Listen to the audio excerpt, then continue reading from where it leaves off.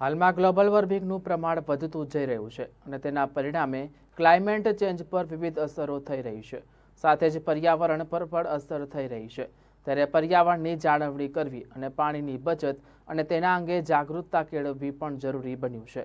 ત્યારે ભુજમાં સામાજિક સંસ્થાના પ્રોજેક્ટ અર્બન એજ્યુકેશન એન્વાયરમેન્ટ કે જે વિદ્યાર્થીઓને પર્યાવરણ અંગે માહિતગાર અને જાગૃતિ કેળવવા માટે માર્ગદર્શન પૂરું પાડી રહ્યું છે. તેને ક્લાઇમેટ ચેન્જ એવોર્ડ જાહેર કરવામાં આવ્યો છે. જોઈએ અમારો વિશેષ અહેવાલ. ગુજરાત એનર્જી ડેવલપમેન્ટ દ્વારા ક્લાઇમેટ ચેન્જની વિશ્વ પર થઈ રહેલી અસરો અને એ અસરોને ઓછી કરવા માટે સક્રિય વ્યક્તિઓ, સંસ્થાઓ, શૈક્ષણિક એકમો તેમજ વિવિધ સંગઠનોની પ્રવૃત્તિની સહારણા કરીને પ્રોત્સાહન પૂરું પાડવા માટે વર્ષ 2024-25 માટે ક્લાઇમેટ ચેન્જ એવોર્ડ જાહેર કરવામાં આવ્યા છે. ક્લાઇમેટ ચેન્જના વિષય પર શૈક્ષણિક સંસ્થાઓની કેટેગરીમાં ભુજમાં સામાજિક સંસ્થાઓના પ્રકલ્પ હોમ્સ ઇન ધ સિટીના અર્બન એજ્યુકેશન એન્વાયરમેન્ટ પ્રોજેક્ટને 3જું સ્થાન પ્રાપ્ત થતાં સચિવાલય ગાંધીનગર ખાતે રાષ્ટ્ર અને રાજ્યના પર્યાવરણના મંત્રીઓના હસ્તે બહુમાન કરવામાં આવ્યું હતું. ઉલ્લેખનીય છે કે આ એવોર્ડ માટે ગુજરાતમાંથી કુલ 120 જેટલી અરજીઓ કરવામાં આવી હતી. ભુજની આ સંસ્થા દ્વારા નવી પેઢી પર્યાવરણ વિશે વધુ સંવેદનશીલ બને એવા હેતુ સાથે સ્થાનિક પર્યાવરણની સ્થિતિ, સમસ્યાઓ અને ઉકેલોને સાંકળીને ભુજની સરકારી શાળાના બાળકો માટે અર્બન એન્વાયરમેન્ટ એજ્યુકેશન પ્રોજેક્ટ હાથ ધરવામાં આવ્યો હતો. ભુજની કચ્છ મહિલા વિકાસ સંગઠન સહિત સામાજિક સંસ્થાઓના સંયુક્ત પ્રકલ્પ હોમ્સ ઇન ધ સિટી અંતર્ગત યુએઈ પ્રોજેક્ટ દ્વારા છેલ્લા 2 વર્ષથી 12 સરકારી શાળાના 3000થી પણ વધુ વિદ્યાર્થીઓ અર્બન એન્વાયરમેન્ટ एजुकेशन प्रोजेक्ट शुरू કર્યો છે. बेसिकली ये हम लोगों ने 2 सालों से काम कर रहे हैं। इसमें हम लोग 12 स्कूलों के साथ अभी 3500 बच्चों के साथ काम कर रहे हैं। और उसमें जो हमारे वहाँ जो हमारा पुराना सिस्टम था, मेन 2-3 चीज़ों पे फोकस है। इसमें पानी पे फोकस है, घन कचरा व्यवस्थापन पे फोकस है और किस तरीके से एक नागरिक के तरीके से हम अपनी भूमिका शहर को बनाने में कर सकते हैं, वो 3 चीज़ों पे फोकस है। इसमें पानी, एक आप सभी लोगों को पता है कि भुज पहले से ही पानी के लिए जाना जाता था कि जिस तरीके से यहाँ के राजा ने या जिस तरीके से हमारे एंसेस्टर्स ने ये व्यवस्था बना रखी थी वो बहुत अच्छी थी। बट जैसे हम जल के लिए बाहरी चीज़ों पे डिपेंडेंट होते गए, हम अपने लोकल सोर्सेज से होते गए, तो हम उनको लोकल सोर्सेज के बारे में बताते हैं, उनको घन कचरा व्यवस्थापन में किस तरीके से हमको कंट्रीब्यूट करना चाहिए, उसके ऊपर काफ़ी सारा कोर्सेज चलता है। तो हम लोग अलग अलग मॉड्यूल बनाए हैं जिसको लेकर के हम वो पूरा प्रोग्राम एजुकेशन डिपार्टमेंट के साथ रन कर रहे हैं। और ये सारा जो हम लोगों ने कुछ मॉड्यूल्स डेवलप किया है उसको लेकर के ये जो राज्य सरकार में हम लोगों ने भी अपना एप्लीकेशन डाला था कि हम लोग ये कर रहे हैं, तो उसको लेकर के शॉर्ट लिस्ट हुआ और बहुत गर्व की बात है कि हमारे लिए कि वो उसको नॉमिनेट किया और शॉर्ट लिस्ट हुआ और उसको अवार्ड भी मिला है।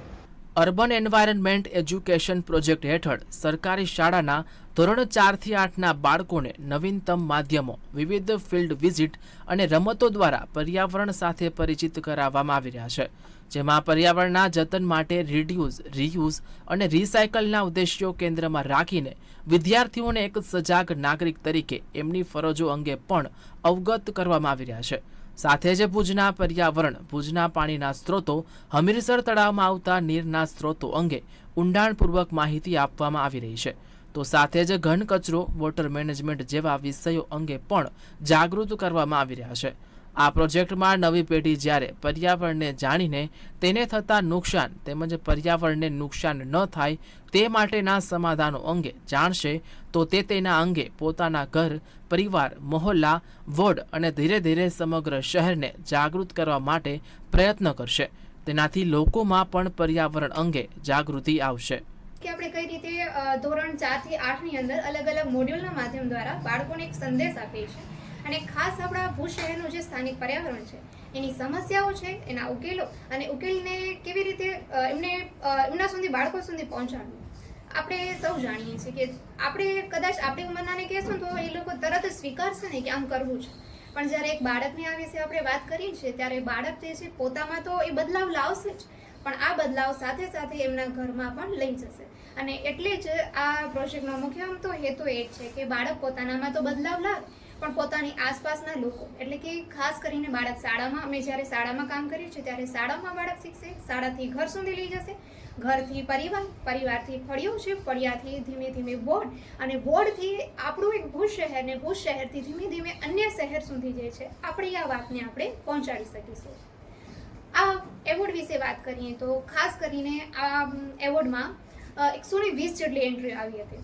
એમાંથી આપણે શોર્ટ લિસ્ટની અંદર આપણે નોમિનેટ થયા અને આપણા જે છે અહીંયા આપણું 3જો નંબર પણ આવ્યું છે. એવોર્ડ મળવો એ મહત્વનું નથી, પણ આપણી કામગીરી છે લોકો સુધી પહોંચે, અને કામગીરીમાં પણ ખાસ આપણે શું કરી રહ્યા છીએ, આ સંદેશ શા માટે વધારે લોકો સુધી જાય એ ખૂબ મહત્વનું છે. ક્લાઇમેટ ચેન્જના એવોર્ડની જાહેર થતાં અર્બન એન્વાયરમેન્ટ એજ્યુકેશનની ટીમના પ્રોજેક્ટ કોર્ડિનેટર દીપાલી પંચોલી, નૈના ચારણિયા, કરિશ્મા ફજવાની અને પલ્લવી પરમારે સવિસ્તાર અરજી કરી હતી. ત્યારબાદ એવોર્ડમાં 120 અરજીઓમાંથી શોર્ટ લિસ્ટ થયા બાદ ગુજરાત એનર્જી ડેવલપમેન્ટ તરફથી શૈક્ષણિક કેટેગરીમાં એવોર્ડમાં આ પ્રોજેક્ટને 3જો નંબર મળ્યો હતો. સચિવાલયના સ્વર્ણિમ સંકુલમાં આયોજિત એવોર્ડ વિતરણ સમારોહમાં વન, પર્યાવરણ અને ક્લાઇમેટ ચેન્જના મંત્રી મુળુભાઈ બેરા તેમજ વન, પર્યાવરણ અને ક્લાઇમેટ ચેન્જના રાજ્ય કક્ષાના મંત્રી મુકેશભાઈ પટેલના હસ્તે યુઈઈ ટીમના દીપાલી પંચોલી અને નૈના ચારણિયા તેમજ HICના જય અંજારિયાએ એવોર્ડ સ્વીકાર્યો હતો, જેમાં એક શિલ્ડ સાથે 50,000 રૂપિયાનો પુરસ્કાર પણ એનાયત કરવામાં આવ્યો હતો. આ એવોર્ડમાં પ્રથમ ક્રમાંક દહેગામ પ્રાઇમરી સ્કૂલ તેમજ બીજો ક્રમાંક ગુજરાત કાઉન્સિલ ઓફ સાયન્સ ટેકનોલોજીએ મેળવ્યો હતો. સંવાદદાતા પરેશ રાજગોર, ગુજરાત ન્યૂઝ, કચ્છ.